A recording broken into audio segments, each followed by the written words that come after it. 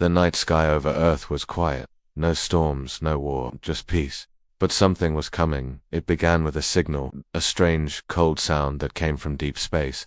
At first it was a whisper, a simple pattern. No one understood it. But it wasn't natural. It repeated, again and again, not in any known language. It came from outside the solar system, in an underground command center beneath Alaska. General Myra Torres stood still, her eyes locked on the glowing screen. She was not a woman who scared easily, but this signal, it felt wrong. "Are we sure it's not noise?" she asked. "No, ma'am," said the tech officer beside her. "This is communication. Someone or something is sending us a message." A chill spread across the room. The message was being sent in bursts. The pattern got clearer, like someone or something was testing if Earth could understand. After 2 hours, the AI translation system cracked part of the message. It was one word: surrender. At the United Nations War Council, panic spread fast. Every leader from every major country had heard the translation. The message repeated across every radio telescope on Earth, and now it was broadcasting on civilian satellites too. People began to ask questions. Is this a prank? A trick? But soon the world saw something that made all doubt vanish. Above the moon, a ship appeared. Not a human one. It was black, silent, and shaped like a spear. It hovered like a shadow. Then another came. Then 5 more. 32 alien ships were now watching Earth. No response. No movement. Just that one word repeating: surrender. General Torres stood before the private council. She looked every world leader in the eye. "They're not here to talk. They're here to give us a choice. Kneel or die." President Rourke of the North American Coalition leaned forward. "Can we fight them?" Torres didn't smile. "We don't know what they're capable of, but we have prepared for something like this." Years ago, Earth had secretly built a defense plan called Project Bastion, a global defense shield hidden in orbit, controlled by AI. No one knew about it, not even most governments.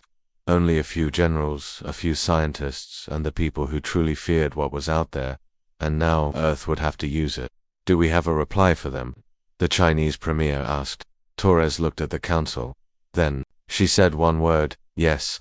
At 4:03 a.m. Earth time, the alien ships began moving. They were not here for peace. From orbit, beams of light shot toward the Earth's surface, not to communicate but to burn, but they never landed. High above the clouds, Earth's secret weapon came alive. Project Bastion activated. Satellites, hidden behind cloaking fields, turned and fired. Blue beams cut through space like knives. One alien ship exploded in seconds. Another twisted in the sky, struck by smart missiles moving faster than sound. Earth was not silent anymore.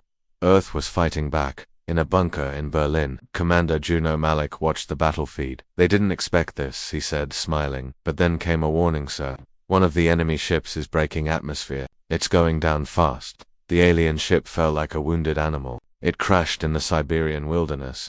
Satellites caught the moment of impact. Dust and fire filled the sky.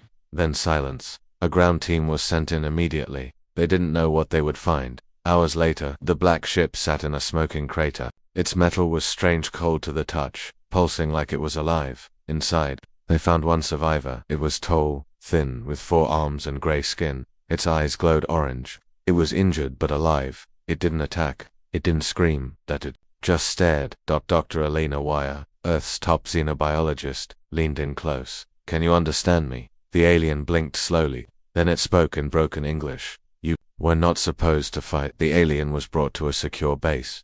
And what he said changed everything. "You were not meant to be contacted. Earth was marked dangerous. Council gave warning long ago, but greedy ones came anyway. They wanted control." Dr. Wire asked, "What council? What are you talking about?" The alien coughed. "The Galactic Council. 30,000 worlds. They keep balance. You, humans, are the exception.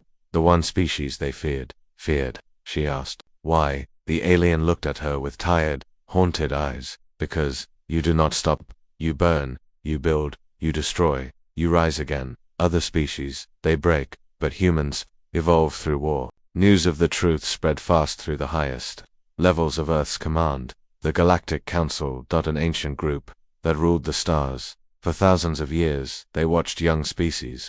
If a race grew too fast, they stopped it. Earth had grown fast. Too fast. The Council had been watching now. They had decided to erase humanity before it became too powerful. But Earth had done the unexpected. It had survived the first strike. and it had fought back in a hidden chamber beneath the Pacific Ocean. Earth's secret leaders gathered. No cameras, no politics, just decisions. General Torres stood at the center. "We have a chance," she said. "They thought we were sheep. They thought we would fall. Now they've seen who we really are." One man asked, "What do we do next?" Torres paused. Then she turned to the room and spoke the words that would change history. "We send a message." At 6 o'clock Earth time, the aliens received a reply to their signal, not in fear, not in silence, but in every galactic language their systems could understand. The message was short, and it made their ships stop in space. The humans had replied, "We choose violence." Above Earth, the remaining alien ships paused. They turned, slowly backing away into the shadows of the stars. For the first time, the invaders looked unsure. In the command room, General Torres watched the radar. "They're retreating. Why?" someone asked. Torres gave a cold smile. "Because now they know." On a distant council world, the warning arrived. The transmission played in front of the high circle of elders. Old, powerful aliens with skin like crystal and minds like machines. They watched Earth's message. They saw the destroyed ships. They heard the human words. And for the first time in 10,000 years, the high circle said the word they had not used in ages: prepare. The stars above Earth still looked peaceful, but peace was an illusion now. High above the planet, the alien fleet floated in silence. It had not left. It had simply pulled back, watching, scanning, waiting. The first attack had failed, and now, the enemy was preparing again. Inside their ships, the aliens moved like machines. They were called the Vonak, a warrior caste that served the Galactic Council. Cold, precise, merciless. They believed Earth was just another backwater world. They had fought many like it before, and they had always won. But this time, something was different on Earth. The defense grid, known as Project Bastion, stayed active. In bunkers across the world, generals, scientists, and soldiers watched the sky. The message Earth had sent, "We choose violence," had shocked the Council. Now, retaliation was coming. General Mayra Torres stood inside the Global Command Center. She had barely slept. Her eyes were red. Her uniform smelled of metal and oil. But her voice was clear. "Status." A technician answered quickly. "All orbital weapons online. EMP fields ready. AI fighters on standby. Enemy. They're not moving yet, ma'am, but their weapons are charging." Torres nodded slowly. "They're going to hit us harder this time." At 6:17 a.m. UTC, it began. Without warning, the sky lit up. The Varnock fired 37 plasma beams toward Earth's surface. Each one powerful enough to destroy a city. They aimed at military bases, spaceports, communication hubs. The world held its breath, but not a single beam landed in low orbit, hidden behind dark energy fields. Earth's automated defense satellites came alive. They were not large, but they were deadly. Using predictive AI, they moved faster than any pilot could think. As the alien beams sliced through space, the satellites deployed mirror drones. These drones bent the light and redirected the energy into deep space. Other beams were intercepted by plasma-dissolving shields, an invention humans had never tested in real combat until now.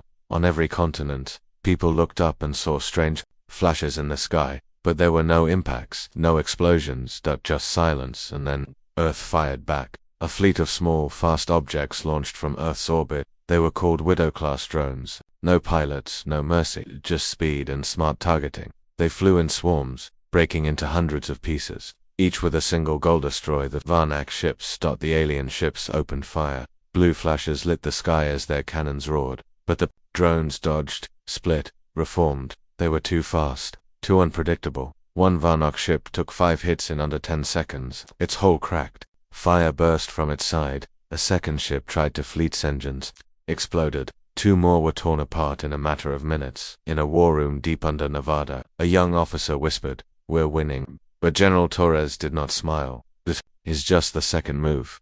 They're testing us." On the screen, 5 more Varnak ships began to charge a new weapon. This one was different. It glowed green, pulsing like a heart. "A planet breaker cannon," Torres shouted.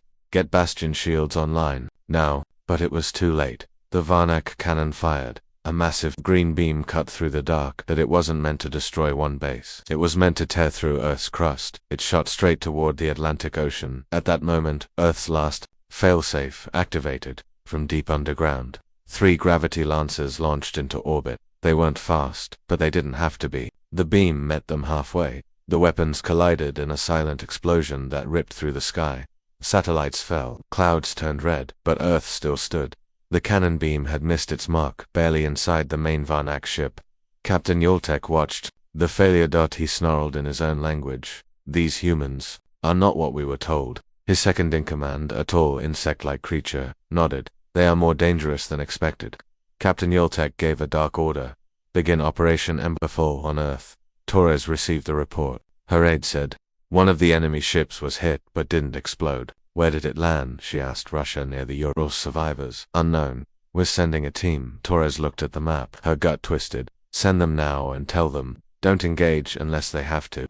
In the cold forests of the Urals, a special ops team moved through the snow. They were called Phantom Squad, experts in alien tech, deep recon, and survival. Led by Commander Aaron Voss, they were the best at what they did. As they approached the crash site, they saw the wreckage. The alien ship was cracked open like an egg. Something had escaped. Voss gave a silent signal. The team spread out. Then they found it. A tall Varnik soldier stood by the trees, badly injured, but even hurt. He looked dangerous. His armor was glowing, shifting. He held a strange weapon in one hand. When he saw the humans, he didn't run. He dropped his weapon and raised his hands. Voss was confused. Is he surrendering? One of her men whispered. He's scared.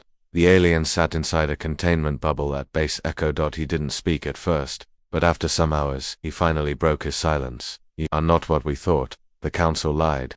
Dr. Wire leaned in. What did they lie about? The Varnak looked at her. They said you were animals, that you were full of rage, that you could not think. He paused. But you build, you plan, you adapt. Wire asked quietly, are you afraid? The Varnak nodded. Double quotes, yes, we all are now. In space, the remaining Varnak ships pulled back again. Two had been destroyed. One was damaged. Their cannon had failed. And now, they waited. Inside the lead ship, Captain Yoltek looked at Earth one last time. Then he sent a final message to the council. This world is not weak. We need the high weapons.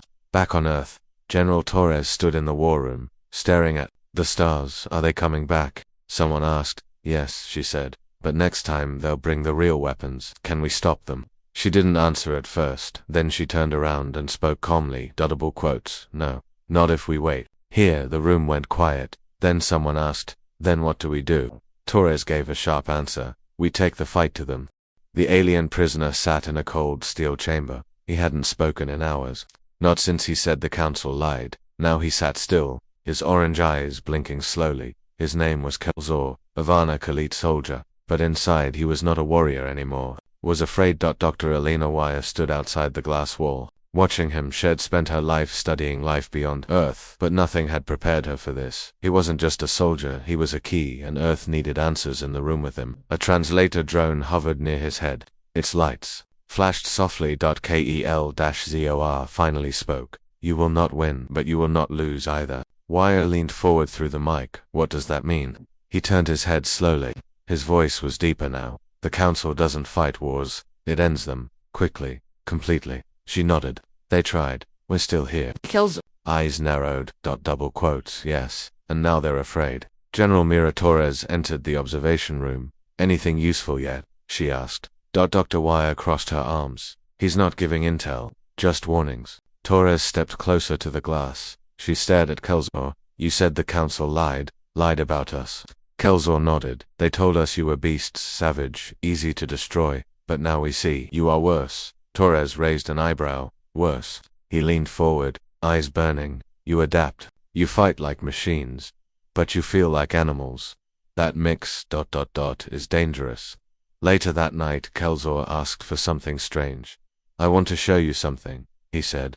Why help us? Wire asked. He answered coldly. Because if the council comes with full power, I want a chance to live.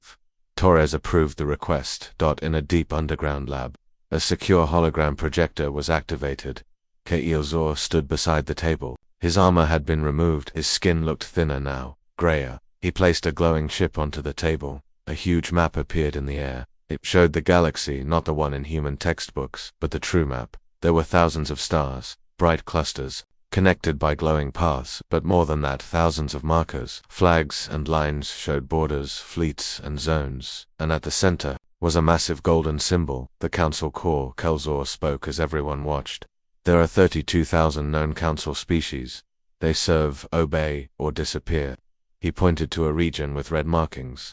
This is the silent zone where they erase species too dangerous to grow. Wire looked shocked. They kill entire species. He nodded. Double quotes. If your planet had been found 100 years ago, it would have been erased silently. But now, you are visible. Torres asked. Why now? Kelzor sighed.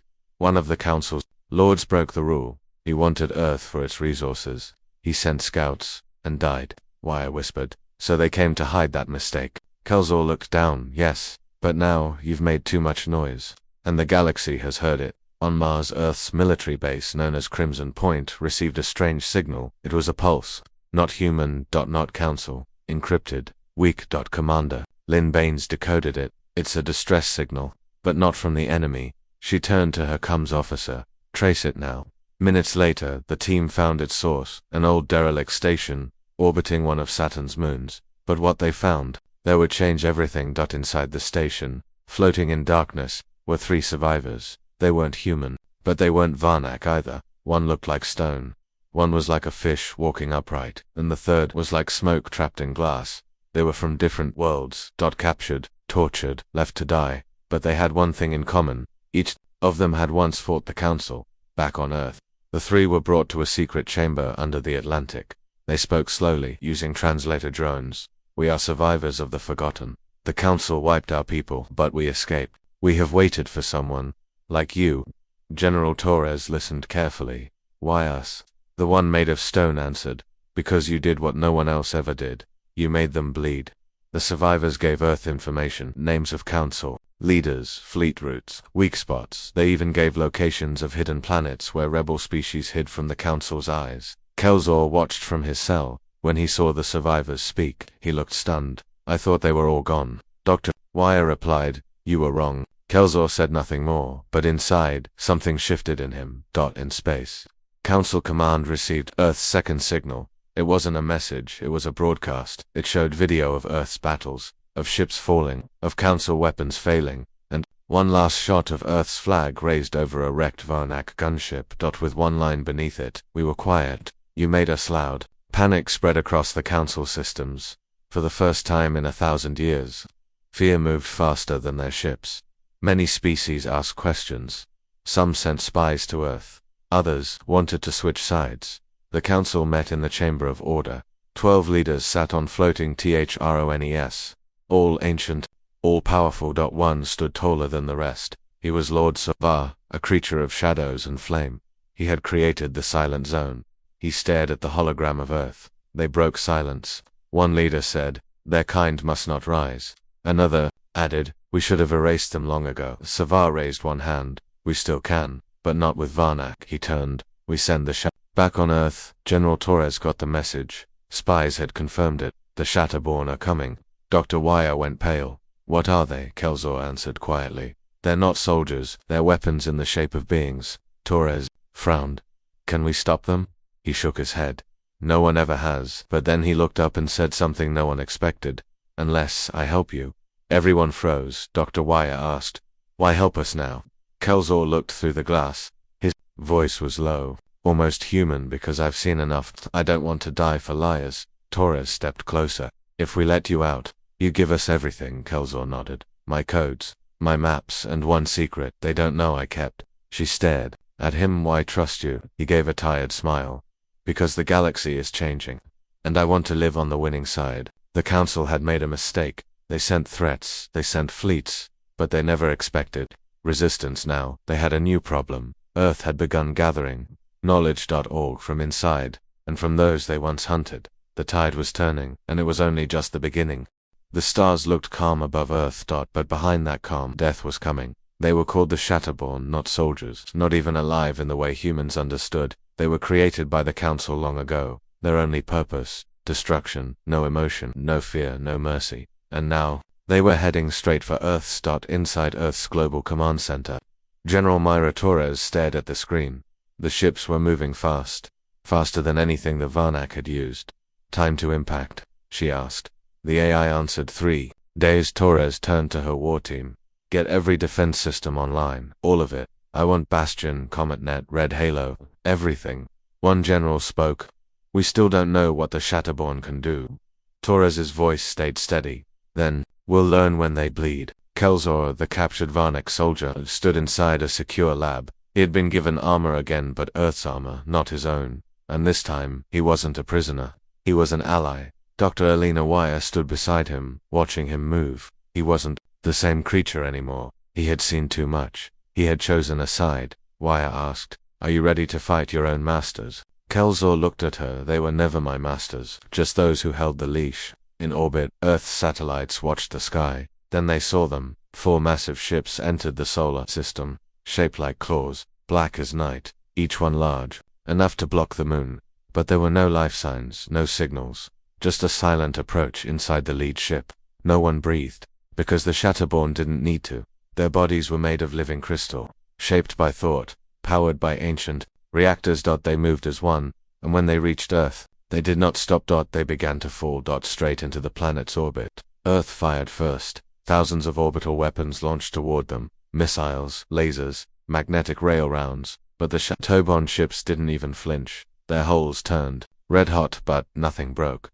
General Torres watched the feed. Her jaw clenched. They're not ships.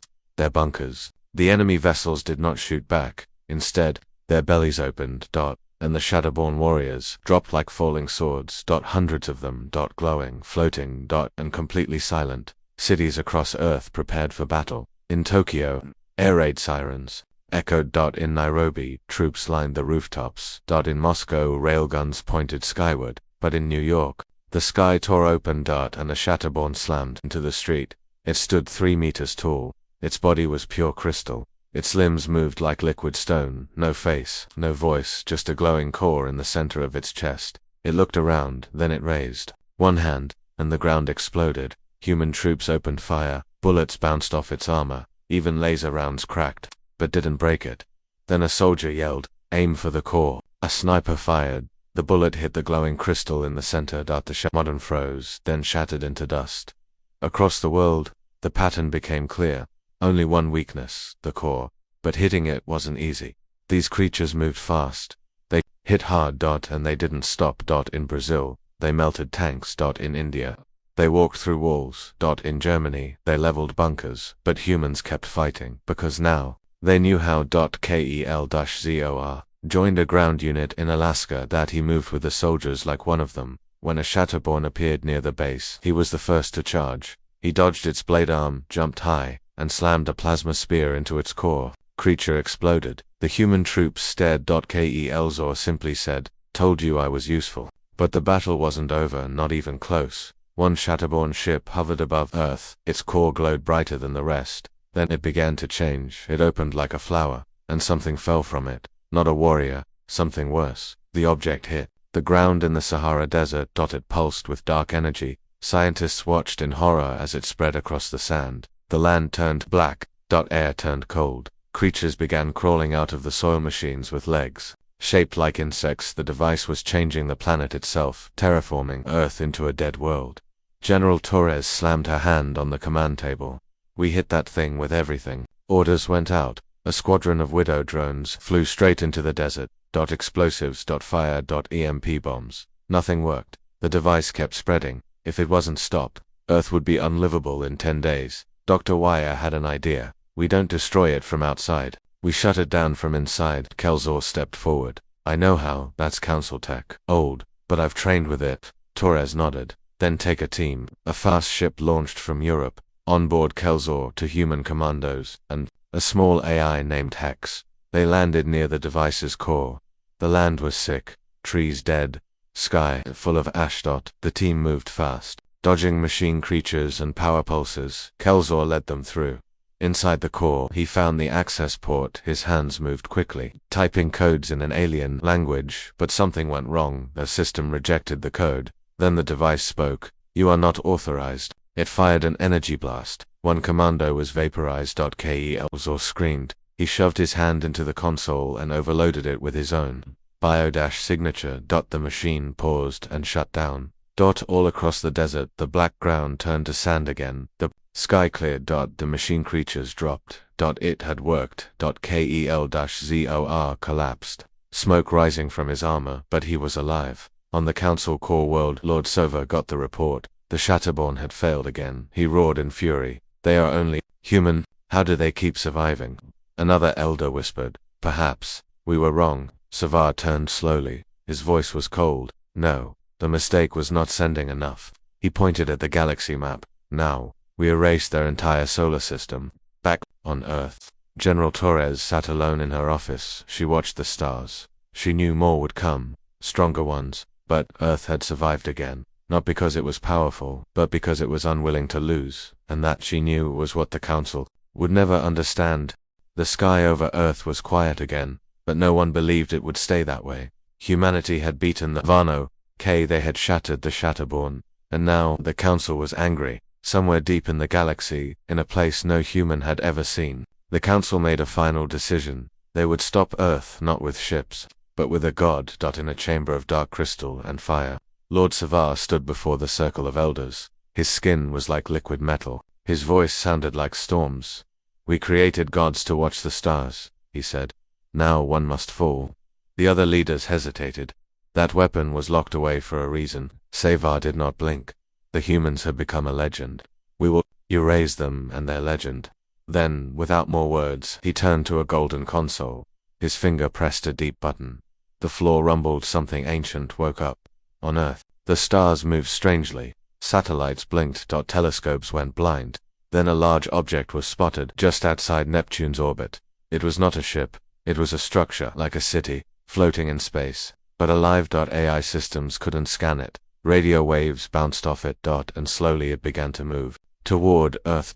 In the command room, General Myra Torres stared at the new target. It's not a ship, she said. It's a god weapon. Dr. Wire's hands shook as she read the early scans. It has its own gravity. It's older than most stars, and it's waking up. Torres turned to her team. We're not waiting. We take the fight to it. Project Comet Lance was launched. It was Earth's most powerful weapon. 5 comet cores filled with antimatter fired at high speed, each one guided by AI. Each one meant to destroy a moon. The goal hit the god weapon before it reached Mars. In deep space, the comet missiles flew. Fast, silent, deadly, but before they could hit, the god weapon opened. It looked like a flower made of stone and light. A massive eye glowed at the center, and then it spoke. I see you. The missiles froze in space. Their systems shut down. They dropped and vanished. One by one. Erased. Panic spread through Earth's command. We've never seen power like this, shouted a technician. It's blocking physics itself, said Dr. Wire. This thing bends reality. Torres stood still. Then we stopped playing by its rules. Kelzor entered the room in new armor. He had healed, stronger now, this weapon. It is called Oracle. The Council built it before they built armies. It's part machine, part mind, part myth. Can it be killed? Torres asked. He looked straight at her. No, but it can be burned. Earth's final plan began. Operation Fire EHEART. Use Earth's fastest ship, the Ashblade. Fly into the god-weapon. Find the core. Destroy it from the inside. Only one crew could survive that mission. Only one had a chance. Captain Nova Reyes stepped forward. She was calm, scarred, and brave. I'll take the blade, she said. Her crew was small. Kelzor, Commander Voss, AI Unit Hex. 2 engineers. They had one chance, and only one goal. Burn the god. The ash blade launched. It was small, sharp, black as night. It flew faster than any Earth ship ever had, toward the glowing eye of the Oracle. The god weapon turned slowly but didn't react. It didn't fear anything. It had no reason to, until the blade entered it. Inside the god weapon things were wrong. Walls shifted. Gravity changed direction. Voices whispered in different languages. Time moved slower then faster. The crew pushed forward. They passed halls filled with energy, machines that looked like bones, and in the center, a pulsing crystal. The heart. Kelzor stepped toward it. This is it. But the moment he touched it, the room screamed. The walls lit up and something woke from the shadows. A figure appeared. It had no face, no name. That it was the mind of Arakor, and it spoke in every voice the crew had ever heard. You are small. You are noise. You are temporary. But Captain Reyes stepped forward. We are human, and you made the mistake of touching our sky. Then she fired. The heart cracked. The god roared. The ship shook. The floor turned to fire. One engineer was pulled into the air and vanished. Commander Voss threw a grenade into the core. It exploded. Kelzor used his blade to pierce deeper. The core began to break. The god screamed louder. Reyes turned to her crew, back to the ship. But Kelzor didn't move. He stayed by the heart. Go, he said. This is my war too. And with one last strike, he shoved the blade deeper. The core burst into light from Earth. People saw it. A star exploded near Mars. Bright, beautiful, terrible. The god weapon had died, and with it, Kel-Zor, a warrior of another race, who had died, fighting for Earth on the Council Core world. Lord Savar saw the explosion. He said nothing, but his hands trembled. Aracol is gone. A voice said, and for the first time, Savar was afraid. On Earth, General Torres spoke to the people. To burn a god, she said, you need fire, courage, and a reason to keep standing. We had all three, and we still do. In the stars above Earth, silence returned. Legends had already begun, the kind of legends that last longer than war, and the galaxy would never forget. The day humans burned a god. The galaxy had gone quiet. The god weapon Aracol was dead. Earth had done the impossible again, but far from Earth. On the other side of the stars, something began to stir. Arxon Prime, the Council's most powerful stronghold, was preparing for war. No outsiders had ever seen it. Built inside a dying star. Powered by the minds of 10,000 alien scientists, it was the heart of Council power. It controlled fleets, it launched wars, and now it feared humans. Inside Earth's hidden command center, General Myra Torres stood before her war team. A new report had just arrived, a message from the rebel network in deep space. Arxon Prime has moved its fleets. They're preparing to erase Earth with a final strike. Torres clenched her jaw. How long until they're ready? 3 weeks, maybe less. Torres looked around the room. We can't wait. Dr. Alina Wire stepped forward. If we attack first, we could catch them by surprise, but it's risky. Torres nodded. I know. A young commander asked, what's the plan? Torres turned toward the hologram map. We hit Arxon Prime, directly. The room went silent. Someone whispered, that's suicide. Torres replied calmly, not if we do it the human way, loud, fast, and with everything we've got. Operation Hammerfall began. 3 ships would go. Only 3, but each one carried something deadly. The Eclipse, a stealth warship built from captured alien tech. The Dragon's Maw, a heavy assault ship with a quantum core cannon. The Ghostlight, a science vessel modified into a sabotage unit. Each would travel alone. Each had a target, and all would strike Arxon Prime at the same time. Captain Nova Reyes returned from her last mission changed. She had burned a god. Now she was ready to burn a world. She took command of the Eclipse.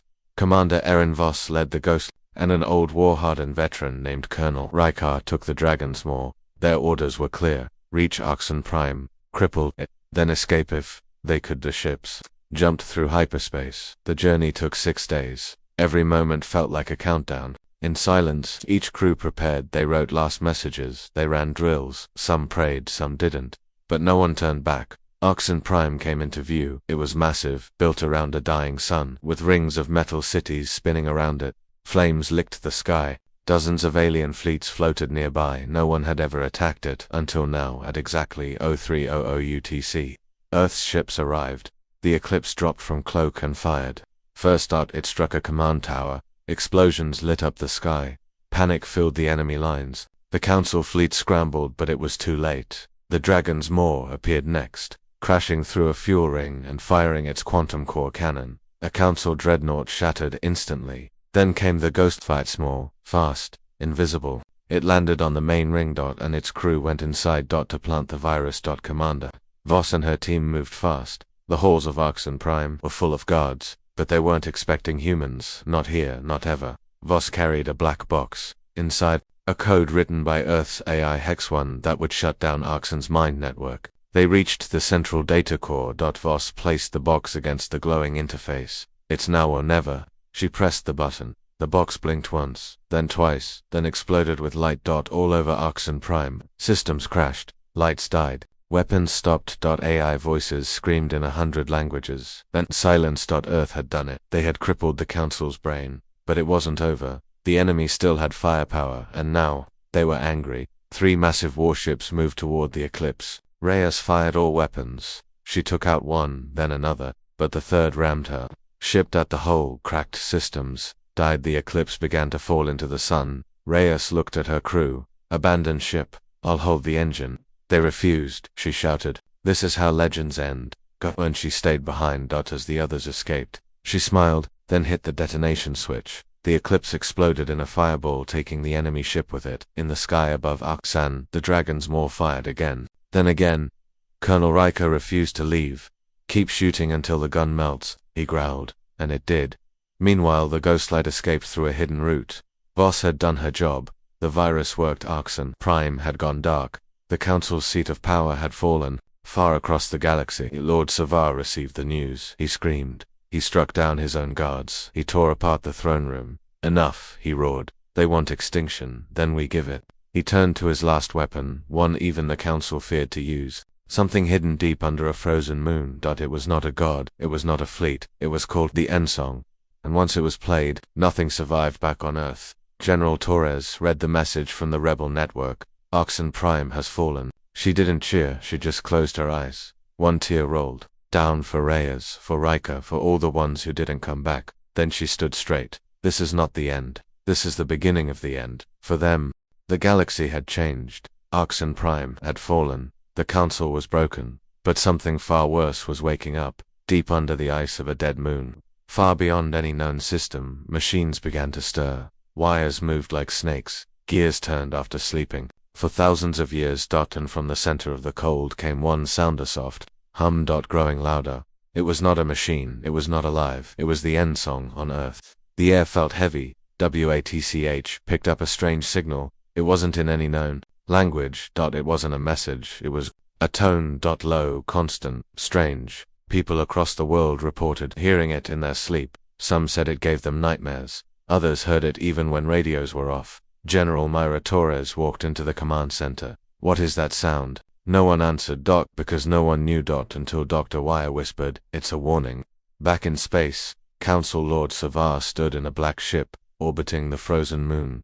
Before him, massive gates opened. Inside was the weapon he had always feared to use. The Council had named it the End Song because once it was activated, nothing remained alive. It didn't fire bombs, it didn't destroy with lasers. It used sound, a deep, endless wave of energy that broke minds, melted machines, and shattered planets from the inside. And now Savar had chosen to play it back on Earth. Kelzor's people, the Varneks, sent a message. They were no longer loyal to the Council. They had seen Earth fight. They had seen Aksan fall. Now they stood with humans. KEL-ZOR appeared before the world leaders in a secure meeting. Warning, he said. They have released the End Song. Torres looked him in the eye. What is it? Kelzor's voice was quiet. Their last song, their final weapon. If it reaches your system, it will sing Earth into silence. The tone grew louder each day. People began losing sleep. Machines. GLITCHED. Plants withered. Even Earth's oceans began to shift slightly.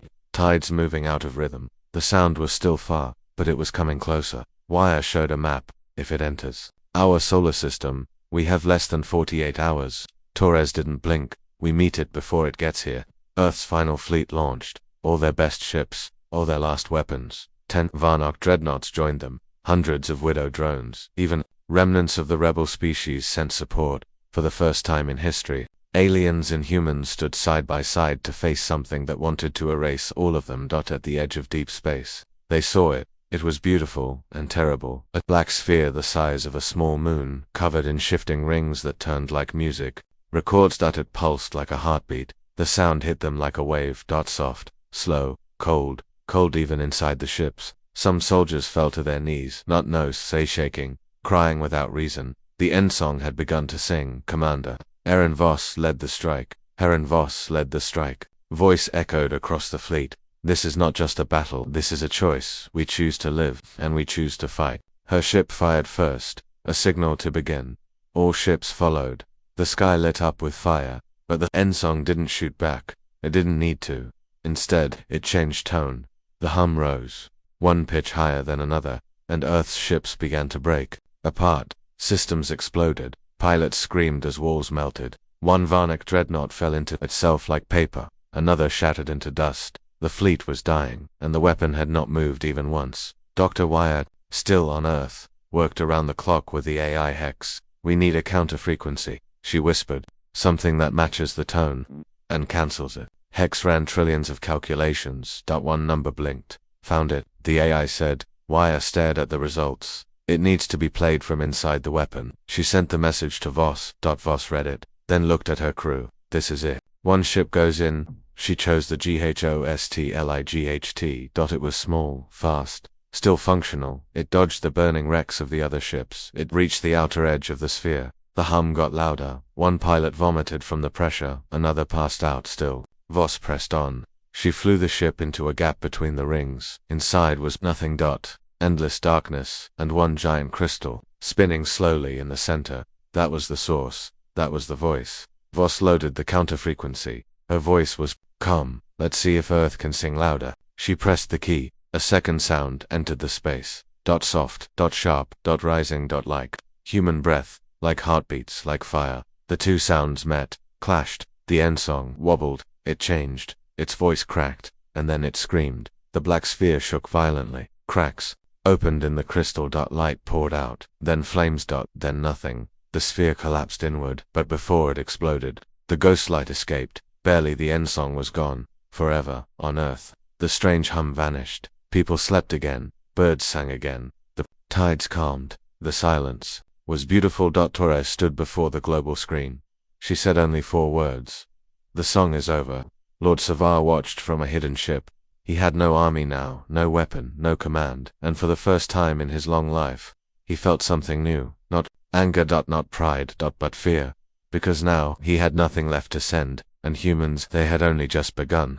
The stars were quiet now. The end song was gone. Arxon Prime had fallen, the god weapon had burned, but Earth still stood, and across the galaxy the story had spread like fire. The humans did not run, they did not kneel, they roared. The council was shattered, their fleets broken, their secrets exposed. Only one was left, Lord Savar, and he was running. In a dark corner of the galaxy. Savar's last warship, the Obsidian Crown, drifted through cold space. He sat alone in a room of shadows, staring at star maps. His eyes glowed. Dim. He no longer ruled. He only survived. A Varnic officer entered quietly. My lord, their fleet is coming. Savar stood slowly. How many? Not many. Just one flagship. Savar narrowed his eyes. They only sent one. The Varnic officer answered. It's called the Stormwalker. Savar's voice shook. So, they're sending legends now. The Stormwalker was Earth's final weapon, built in secret during the darkest days. Larger than any ship humanity had ever made. Not made to defend, made to end wars. It moved through space like a mountain, wrapped in thunder, powered by 6 fusion cores, equipped with light-folding armor. Its crew was small but each one a survivor of the worst battles. And leading them was General Myra Torres. Torres stood on the bridge. She watched the enemy ship grow closer.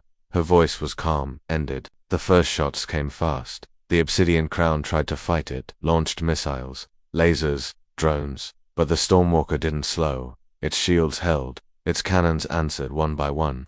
The enemy weapons failed. Then one blast from the Earth ship cut the crown in half.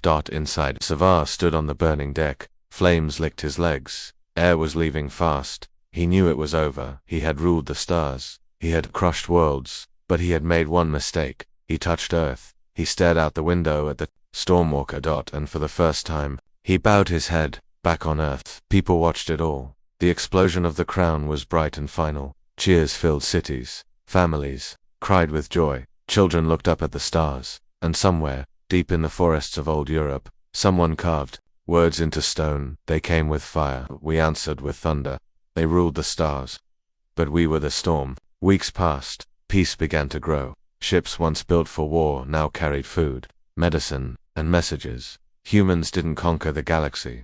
They joined it, but not as servants, not as prey, as equals, and some would say, something more. In the old Varnac, cities, statues of council lords were torn down. In their place, new symbols rose, a human hand holding a burning star, not as a threat, but as a warning. We are kind, but not blind. We are patient, but not weak. We wanted peace, but we remembered war. Dr. Alina Wire stood before the new Galactic Assembly. Species from hundreds of worlds filled the Great Hall. Her voice echoed through the chamber. We didn't start this fight, you did, but now that it's over, listen well.